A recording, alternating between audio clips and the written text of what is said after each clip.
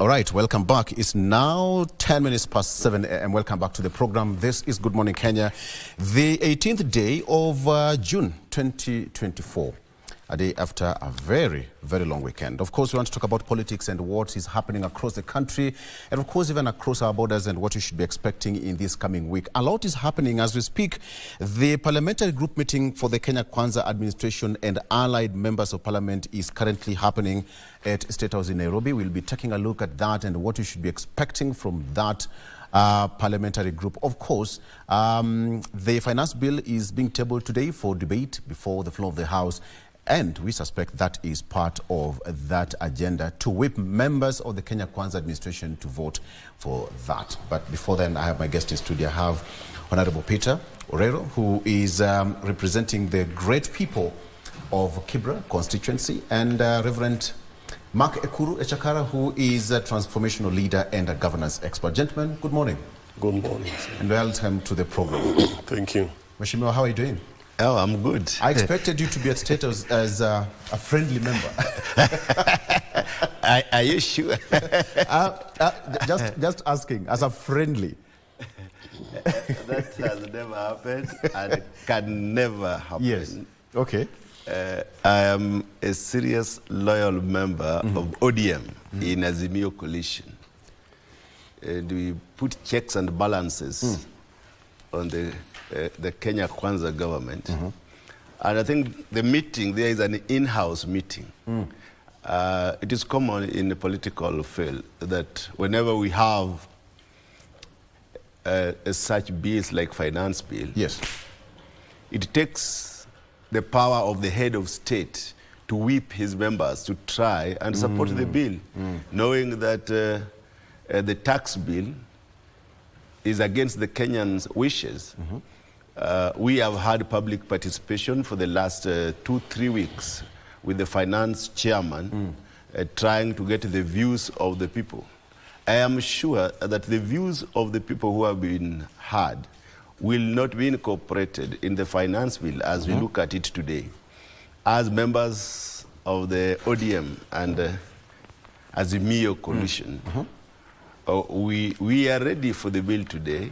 In fact, from here, we will go straight to the parliament and wait for the bill to come. We look at it close by close, see which are relevant, but we are destined to reject the bill because we have looked at it. It is not for the good of the Kenyans. But maybe as we talk today, we are going to look at why it is not good for the Kenyans, why it is not good for us, and for you in particular, and the Kenyans at large. So I think that is why this finance bill, when you look at it, it could be the worst that Kenya has ever had before. What do you mean the worst? You know, the finance bill is to project and help in revenue collection. Yes. In a bid to try and meet the budgetary lines, the budget estimates of this country. You have seen that they have a budget estimate of about 3.9 trillion. And this finance bill they are bringing, they want to collect with about 349 billion to bridge in the deficit, the gap deficit of the budget of the Kenya. When you want to tax something like bread at 16%, and this is the normal food that every Kenya takes every day, then people will not be taking breakfast. When you look at the eco levy, environmental levy, yes, it is going to affect the packaging of various commodities like oil. It is going to increase by about 16 shillings of those commodities. So we are saying that some of the bills are going to have direct impact on the local mwananchi. So when also you look at maybe certain bills, we are going to have increase in sanitary towels. Yeah. So, and these are the basics that where we are as a Kenya now. You know that the sanitary towels for the kids, our kids in a poor background cannot even afford the sanitary towels. When we bring bills that will have direct impact on them, it is serious. We have bills that are going to look at our private data. the data of every individual. The KRA will have access to every individual's data. All the electronic transactions within the bank and outside, even the M-Pesa transactions, the basic transactions, are going to increase. So these are going to have direct impact. But if I got majority whip, that is Silvanus Osoro, who said that certain amendments are going to be made today, like in the case of bread and the 2.5% of the levy on the motor vehicles is going to be amended. It's going to pass like that. But my question is, do you think that was a decoy to whip emotions, and then it was just being dangled in there, knowing very well that it was not going to be popular? And when you talk about the issue of bread and the motor vehicle tax, so perhaps it was just a silent kind of a levy put inside there, or tax put inside there, but the real deal is somewhere else. A decoy, I think, for a debate. One time I was on record, I think it was either here or other media, saying that there are certain clauses that these people have put. And I said I'm sure that they might be removed to bargain for others which people are not seeing. Yes. And one of them is this about bread. They knew that everybody would be making a noise about bread. Yeah, just as you have said, it could be a decoy. And I'd said this before, that this could just be a decoy. But there are other very, very interesting tax that will affect common mwananchi very, very directly. That is deeply rooted inside that bill. Rooted inside. Okay. So I know that even the Kenya Kwanza, some of the MPs, we have been talking very closely, and they are saying that this tax on bread, they are destined maybe to remove with a consensus. Reverend, let me get your voice on this one. It's a discussion that has been happening for the last 2 or 3 weeks or so, that Kenyans are now coming to appreciate the issue of finance bill. People are awoke, if I can call it so. Well, Victor, first of all, I'm very grateful for inviting me here. And going to the issue of the finance bill, which is the prevailing subject in this season, and that has preoccupied the discourse, the public discourse. First of all, I can perceive Mheshimiwa is on the warpath, and understandably so. And I also don't understand which finance bill he's making reference to, because he's still making reference to the finance bill as was first published. But the finance bill right now has mutated, and amendments have been made to it. And just like you have rightfully alluded, there are several, and even the newspapers have captured it. There are several proposals that have been made, and which are going to have great implications on the industry, especially the manufacturing. The eco-levy is only going to be applied on imported products. That is to discourage imports and encourage local production. Bread is going to return back to zero rated. So while Mheshimiwa is talking about bread being taxed, bread is no longer, basically the voice of the Kenyans has been heard. And excise duty on crude edibles has been reduced, and the refined oils has been reduced to 5%. So what we see here, and the motor vehicle tax levy has been deleted. So those are some of the major changes. Actually, they were at the heart of the current public uproar over the bill. So from where I sit, I sit here as a Kenyan who believes in the vision that President William Samoei Ruto had for this nation, and that is the only reason that I'm here. I'm not a government employee nor a public servant. So I believe that this is a government that hears the voice of the people. The intention of all those proposed taxes, I think it is the desire to make sure that we reduce the budget deficit as much as possible, because the budget deficit, if it is big, it simply implies that our debt also grows. Yes. So the implication of all this desperation to gather as much revenue as possible was motivated by the desire to reduce I want to ask a question. Yes. Yeah, I don't know whether you hunted a mouse. Where we come from, it's called fuko. When you do potato, farming. I know the moles. They are called moles, not mice. It's a very notorious animal. I know. You'll hunt it going the direction, and then it will leave it at that point, then goes the direction. So I want to give it, is this finance bill akin to that? That the two clauses, because this is around 3.92 trillion. Not two, there are many. Yes, the 3.92 trillion shillings. The issue of bread and the motor vehicle is not just enough to raise the 3.92 trillion. So the two issues of bread, and the same question I've asked Mheshimiwa, would it be like, the committee was going this direction and left it at that point, like the mall, and then goes this direction. So by the time you're whipping emotions on this end, going that direction, so the real deal is here. And there is so much that needs to be interrogated. That is why parliamentarians will have it on the floor of the House to go clause by clause to interrogate it further. That's my question. Yeah, I know. The question is probably you're motivated by the desire to play the devil's advocate. Not really. And not at all. And Mheshimiwa, actually, what this? I stand guided. You see, the House, Parliament is a budget-making house, okay? So we cannot bring the budget-making process to the streets. Their job is cut out for them. They have to do their job. They are the representatives of the people.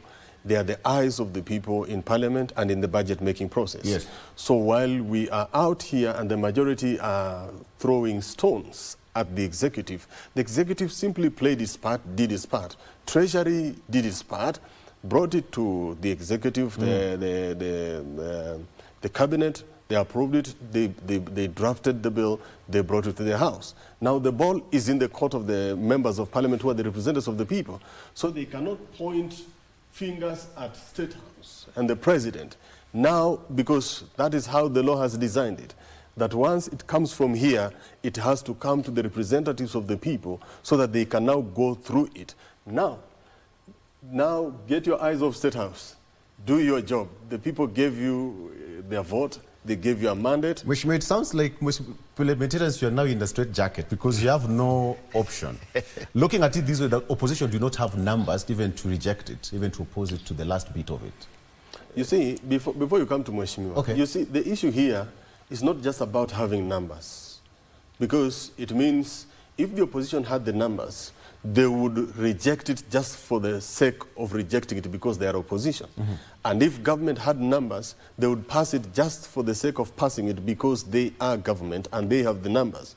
But you see here, despite the fact that the government, the Kenya Kwanza coalition has the numbers, which means that if they wanted anything passed, they would just run it through the House.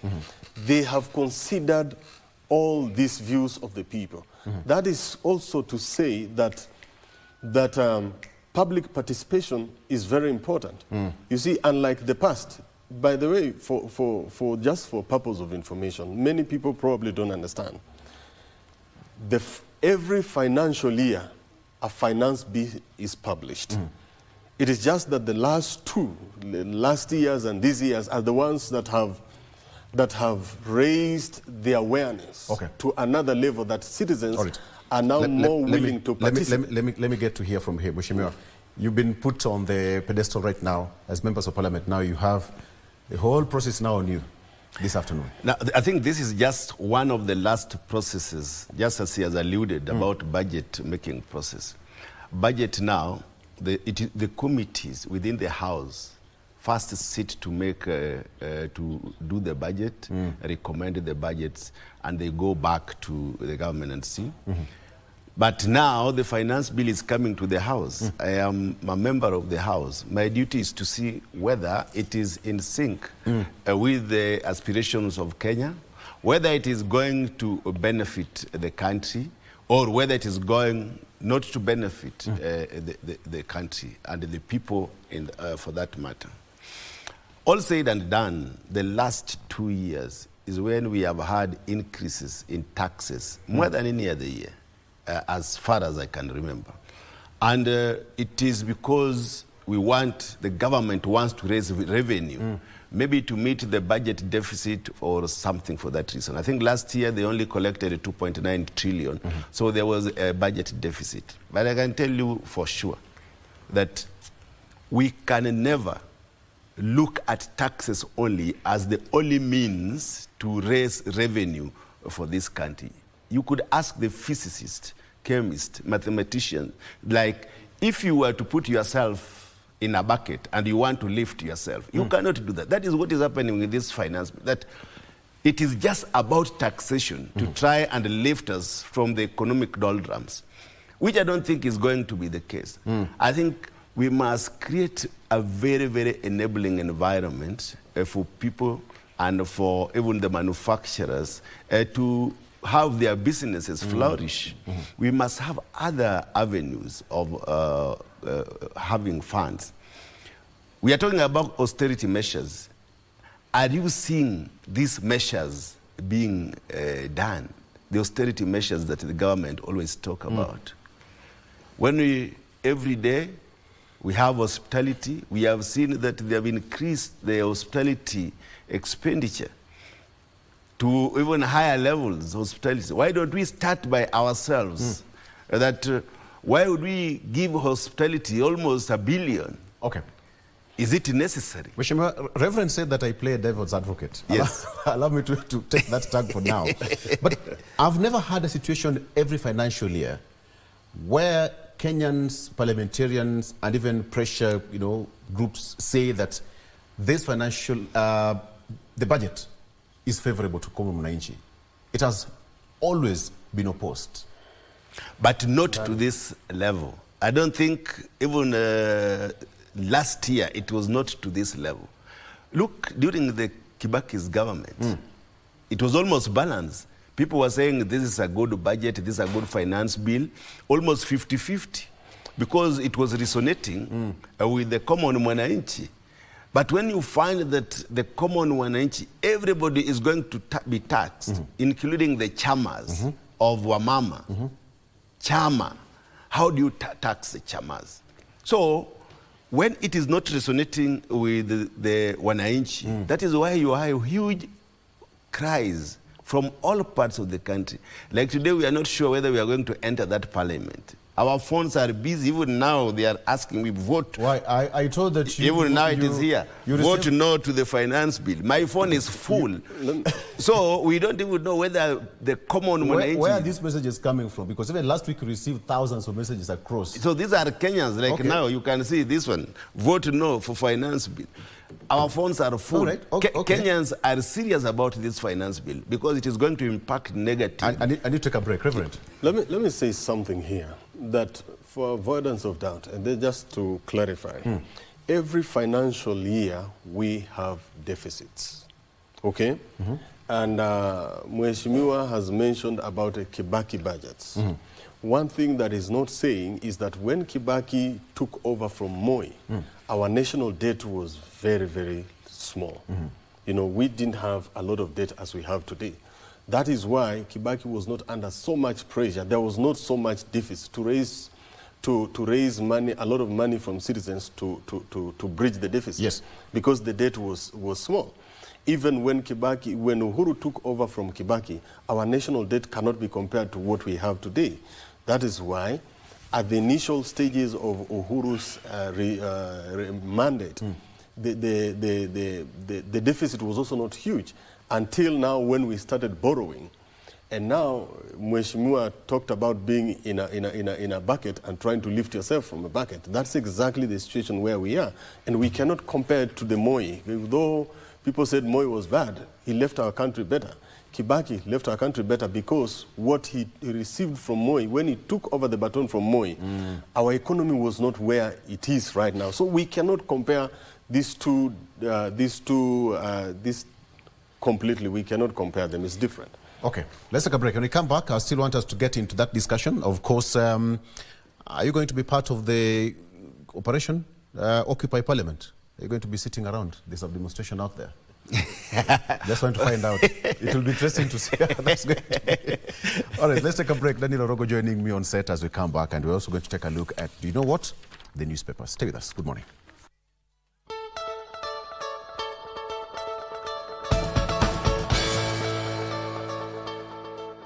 Welcome back. Mheshimiwa says that his phone, he's not even able to trace the last message he received 2 weeks ago because his phone is full.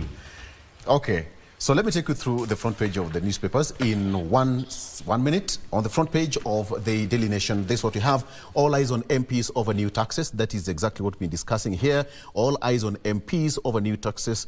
Reverend says that the ball is now on the court of the parliamentarians. It says that after the National Assembly's Finance and National Planning Committee last evening heeded Kenyans' calls and recommended the removal of some of the punitive tax proposals from the Finance Bill 2024. The focus now will be on the House today as the bill is tabled for a second reading. But even as the team presents its report, MPs will still have to vote for the changes to take effect. Will they listen to the people? That's a big question here.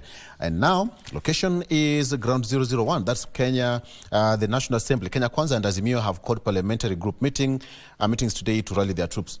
As Azimio, we also have a PG today? We have a PG today at 5. Okay. Yeah. Why 5 p.m. after the... No, we still have days. It is not going to be over by today. Okay. The final vote is on Thursday. It's Thursday, okay. so Right. we still have a day. That is a question here. Thank you so much for that. Defined Coast Governor said no to Ruto on Mogoka ban. The 5 governors from the coastal region have not heeded to the call for a meeting with the president. Taxes now cross 40% of the price of a litre of petrol. That is on the front page of the Daily Nation. Very quickly on the Standard, what do you have here? A bit quite different.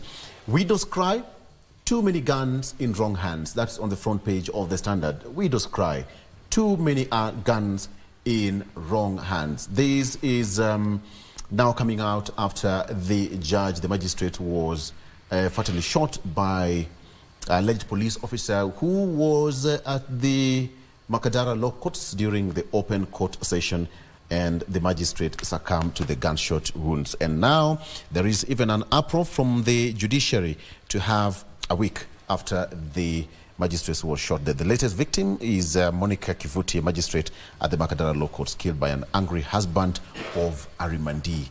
There we have it. Condolences. Why Gachagua is man on a warpath again? That is on the front page, the 2 gentlemen. But my question is, are they really on warpath? Daniel Orogo, good morning. Good morning. Are they really on a warpath? Well, first is to apologize for joining the panel a bit late. The unpredictability of, our movements. Nairobi, wake up at 2 a.m.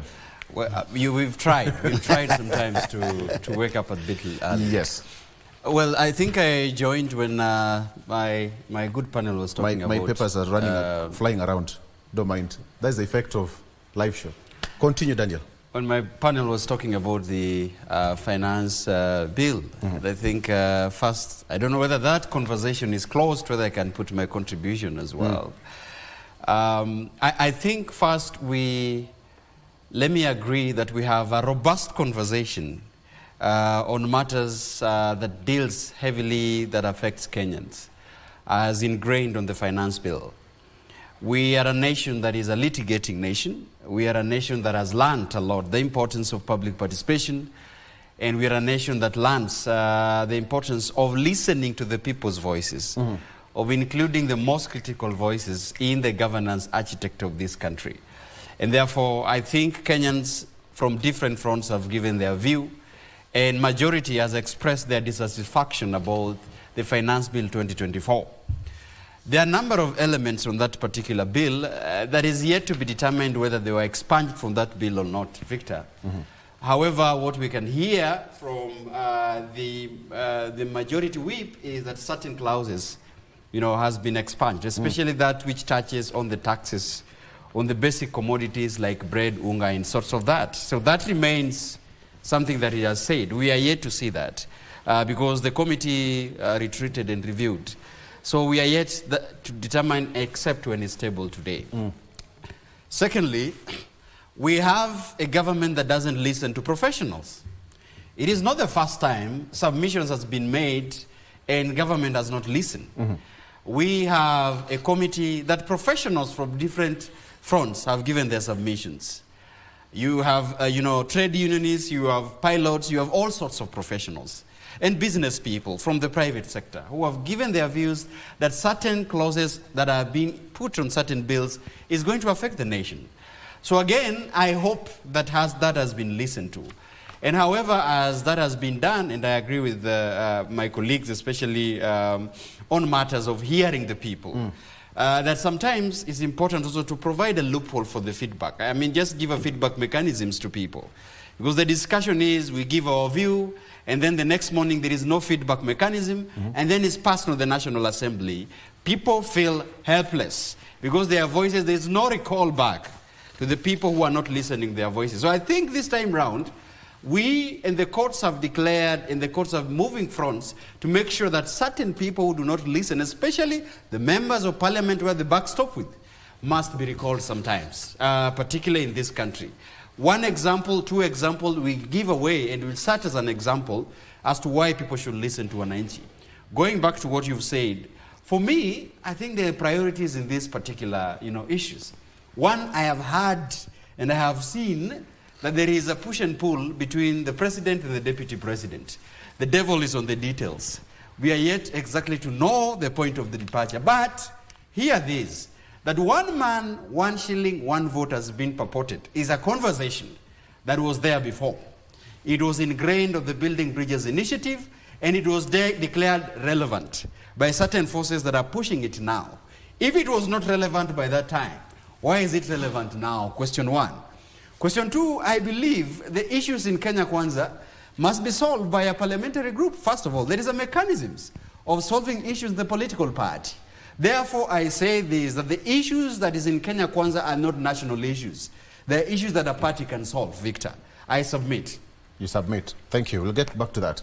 You've heard what he said. But the question is, because I want it was just an overview of what's happening today in Parliament. Okay. Coming back to the real issue now, the issue of, allow me to take this very quickly. I beg your pardon. The front page of the Star newspaper, I'm reminded.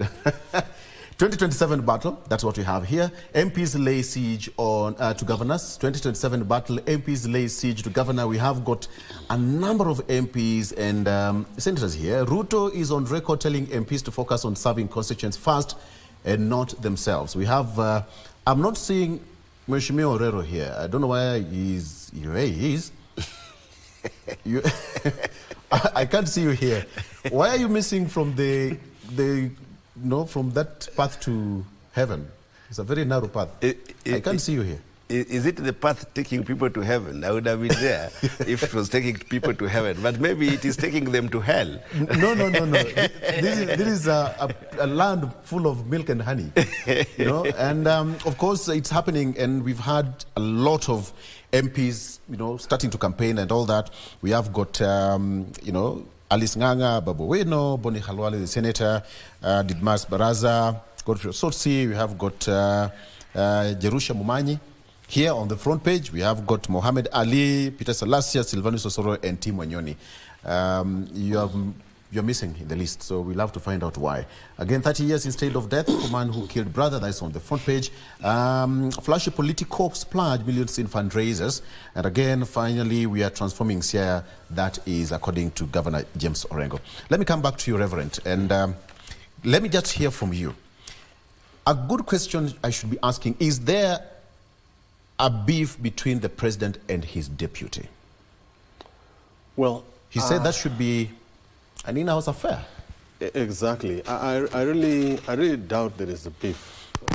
One thing you have to understand that right now, not Kenya Kwanza, right now in the UDA party is having grassroots elections.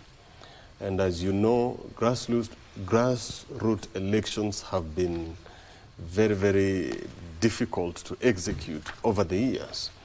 And I think the last party that really tried to give it a big shot was ODM, which was well over 13 years ago. And no other party has dared to go there because it's like walking on eggshells. So every party tries to find its own way to manage its affairs without necessarily having to go into grassroots elections. So the implication is that the majority of the people within the party are observing what is happening. There are new political leaders that are emerging, millennials, and they are threatening to wrestle, as it were, the reins of leadership from the already established elders, as it were, in the party. And so everybody is jittery. And so to try to cure that, some have tried to get themselves to corners, take this side. And at the end of the day, what comes out is that the people who are on the side of the deputy and those who are on the side of the president are talking at each other. And when the public look at it, since they are not inside there, they can only, just like the rest of us, you can only speculate what could be going on. Because whenever people who are allied to leaders speak, what that implies in Kenya's political space is that they are speaking on behalf of their man.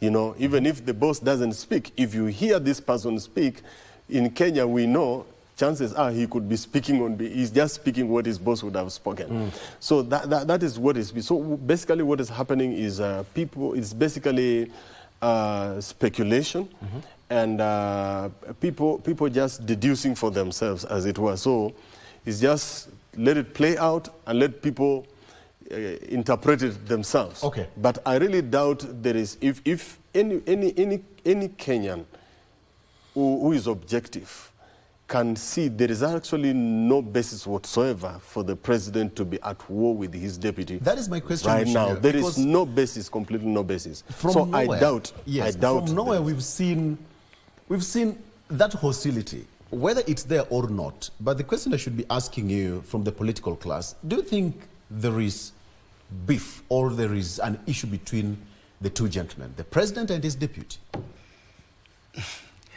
I would pick from my friend Echakara that any objective Kenyan would see. He chose his words very, very carefully, objective. I don't think that statement is going to serve a purpose because when the president and the deputy president were elected, they were elected by Kenyans and they were in Kenya Kwanza. And I remember the deputy president said he has put some guards in State House to check who could come in. There was any. It means they're working very, very closely. Yes. I have also heard that when people speak, some speak for the DP and some for the president. For a single Kenya Kwanza party, why would some people speak for the deputy and some for the president if it is really united? Because they need to work together as a party. There are many instances that we can quote this president saying, while replying the deputy president, that he asked the MPs they can move in any part of the country. They can tanga if they want. Because that was a reply to the deputy president who had said that some MPs should remain in their constituencies. Should remain in their constituencies. Yes. So these are direct challenges. They are speaking at each other. Last week, the character of the office of the deputy president was discussed in parliament at length. And of course, I think Article 78, it does not allow us to discuss somebody in the stature of the deputy president without a substantive motion in parliament. But last Thursday, it was discussed without substantive motion.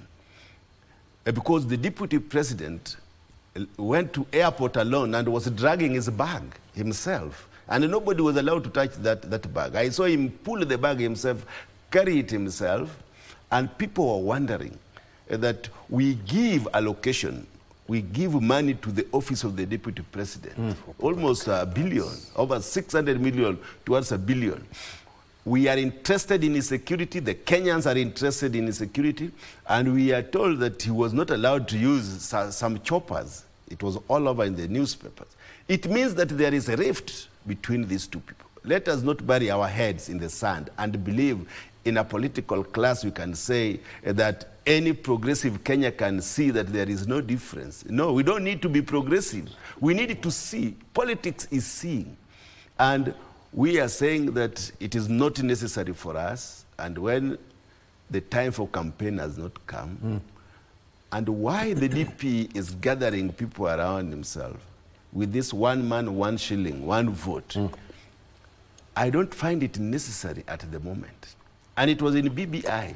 He is the same person who rejected this that time. And he was 101% against it. What has come? You know, as politicians, people need to judge us with our statements now, today, tomorrow, and yesterday, if we need to be taken seriously. We cannot be against something, a policy, today, and then tomorrow, because of convenience, and it's going to serve our own political interests, then now we want to start supporting it. No, we must take a stand as politicians, we must have a vision for this country, and we must stick to what we believe is good for the Kenyans. Okay, Daniel. I think also picking up from the panel,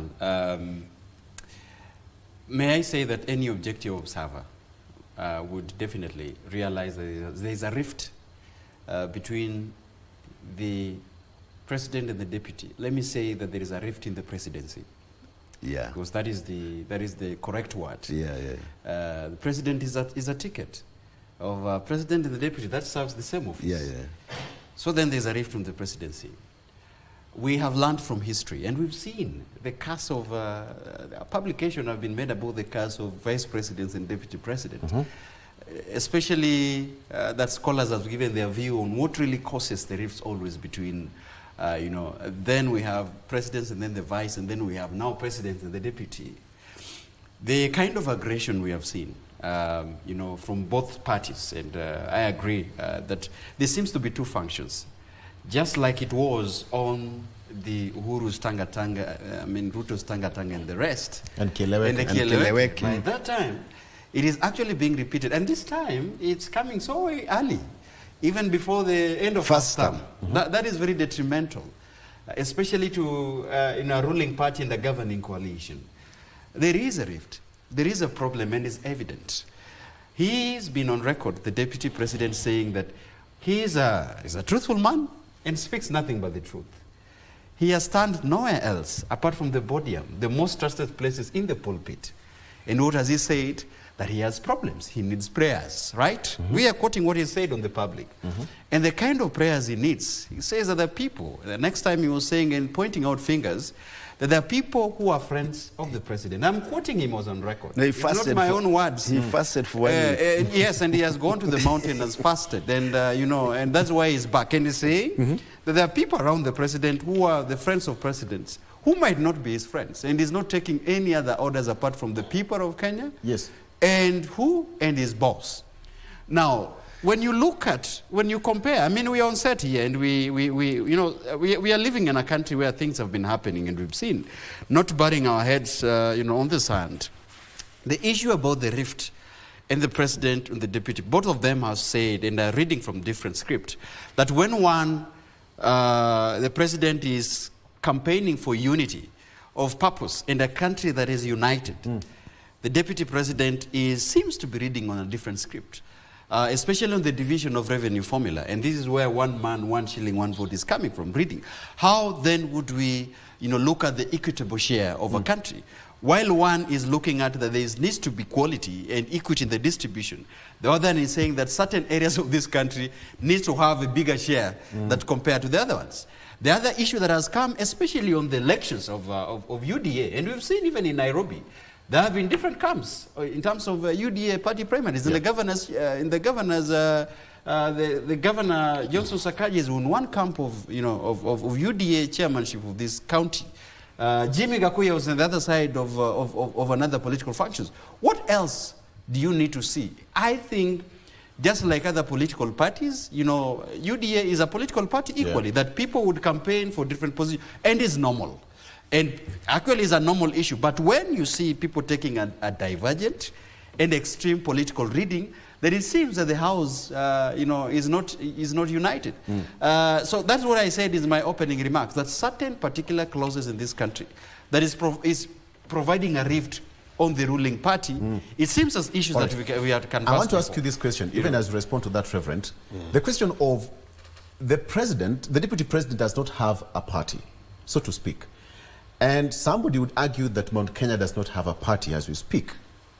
So does the deputy president, is he waking up to the realization that we are headed toward 2027? And he must have a serious bargaining chip or block ahead of it. But the question is, do you think the 1 man, 1 shilling, 1 vote mantra is enough to cause a rift between them? We all know that a military chopper is not even designated the deputy president. In fact, in the military ranking, they don't know who is the deputy president. They only know the commander-in-chief, not even the president. So why is the big crack? That is my big question. And do you think the deputy president has woken up and realized that there's something that needs to be fixed before 2027? Go ahead. Let me just go back to what I said earlier. I said any objective person can conclude that there is actually no need for there to be a rift between the president and the deputy in this time. There is no need. It's absolutely unnecessary. There is no need for it to be there. Now, coming to what you just said, the deputy president has a party. He is the deputy party leader of the UDA, the United Democratic Movement. The president is the party leader, and the deputy president is the deputy party leader. So he has a party. UDA is not President Ruto's party. It was formed together with Rigathi Gachagua and other leaders. So it's unlike URP, which everybody knew was President William Samoei Ruto's party. But UDA was a party that was created by those who are working together with Ruto, trying to push his presidential aspirations. So Rigathi Gachagua has a party. He is the deputy party leader of UDA. And when it comes to the issue of transport, remember just barely 2-3 months from now, when we lost our chief of defense forces in a chopper crash. And remember, that same chopper also would carry VIPs. And so there was a serious audit. There's a serious audit that's taking place within the military as far as our military equipment is concerned. Some of these equipment are old. And remember, the president also mentioned the same when he was giving his tribute to the late CDF Ogola during his funeral. He said that they had discussed so many issues and had plans in place to make sure that there is an update, there is an improvement, and new equipment is acquired for the military. So there is that conversation that has been going on in the military about acquiring new equipment. So having that crashed, another one had crashed earlier in Lamu, the Air Force is strained. And so there's an audit that is going on about equipment. But as we're speaking right now, there is a chopper that is being prepared and being configured to be the official transport for the deputy president. So that problem, because you see, the Air Force is not a security guards company. You know, there are so many things there. You don't just come in there and say, hey, can you send me a chopper? And then they dispatch it. No. There are serious protocols around even the use of military equipment. So it is not something you just wake up in the morning and say, oh, send me one. And then they send.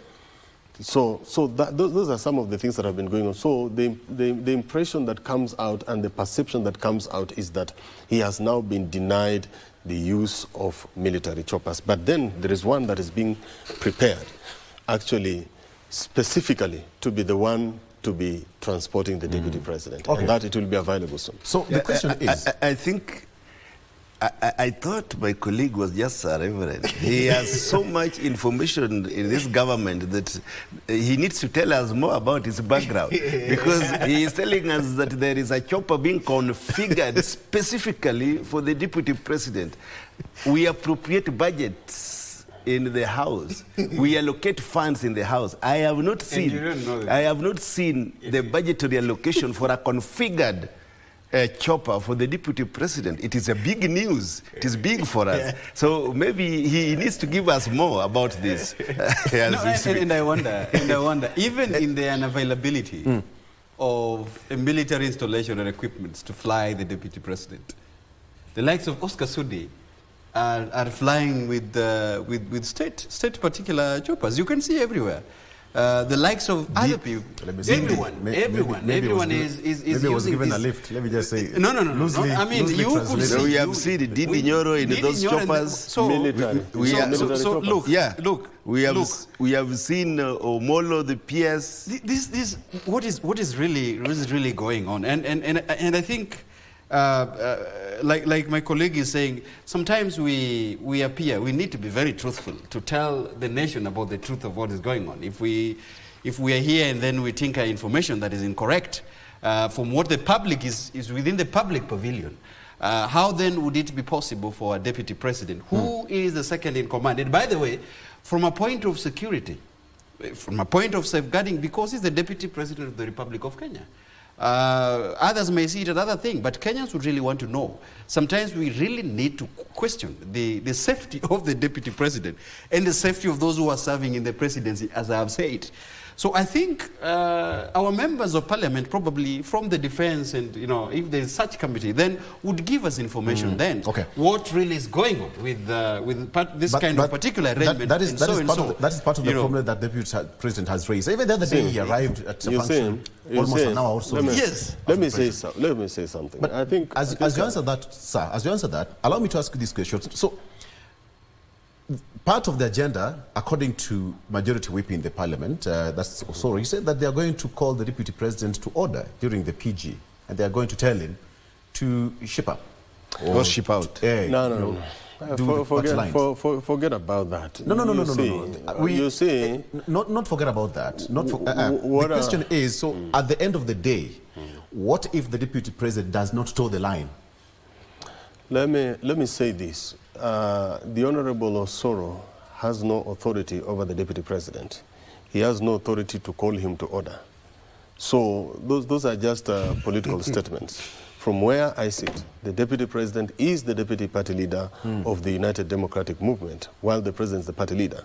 So any other person holding a position within the party is junior to the President and the Deputy President, and none of them has the power and authority to call the Deputy President to order. So for me, just take that just as a political statement that has no... But they can't interrogate his conduct as a deputy party leader. There is no problem. You see, that's now an in-house thing. When they sit down to discuss, it does not mean that they are going to call him to order, ask him to shape up or ship out. They can't do that. So basically, maybe what he needed to have found a wiser way to say that we are going, when we get home, to clean our house. We are going to advise each other, basically, to behave well and to portray... You know, Soro is the whip, and is the whip for all of the UDA, including the deputy president, is the whip. No, is the whip of the house. The deputy president does not sit in the house. So he's the whip of UDA in the National Assembly. The deputy president does not sit in the National Assembly. So he cannot whip the deputy president. You agree with me that the move by the deputy president is affecting the performance of Kenya Kwanza? You see, so when they decide to, advise him, the way you put it, to advise him, it's not. But you see, the problem is what is happening today. Is I must admit, a bit unfortunate. It is not just the deputy president, so nobody should heap all the blame on him. We have so many errant members who are making statements, roadside statements in funerals. And yet they are junior in the party, they're just members of parliament. Everybody is making... So there's a whole lot of confusion going on in there.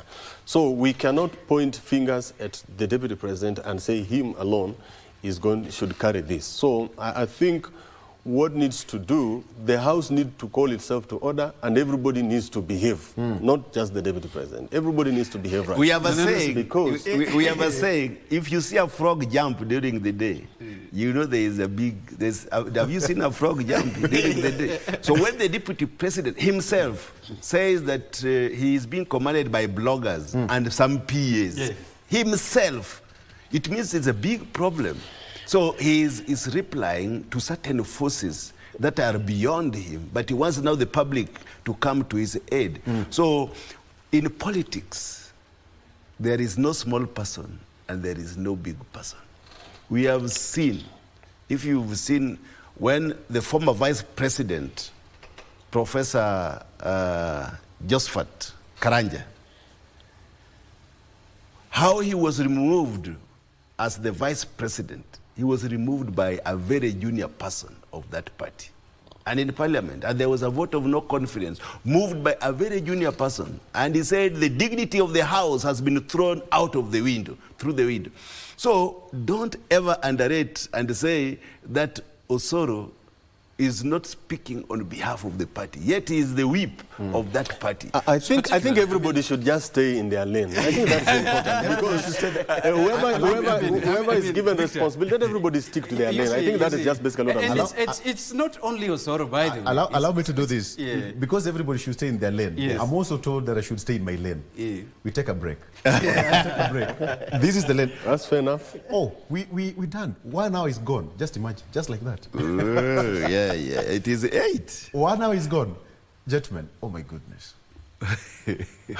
Are we having our proceeding or closing statements? Okay. Daniel Orogo, thank you so much. Reverend Echakara, you mean there's no closing says statement? that he needs to know much about you. You're not just a member, you're not just a reverend.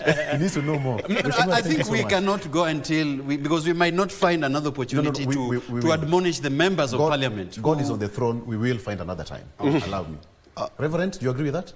We'll find another time. Yeah, sure. I just want to say bye to my Kibra people. Thank you so much for joining us. Me, I'm a politician. Thank you so much. Ametuma salamu Kibra. Ametuma salamu. What?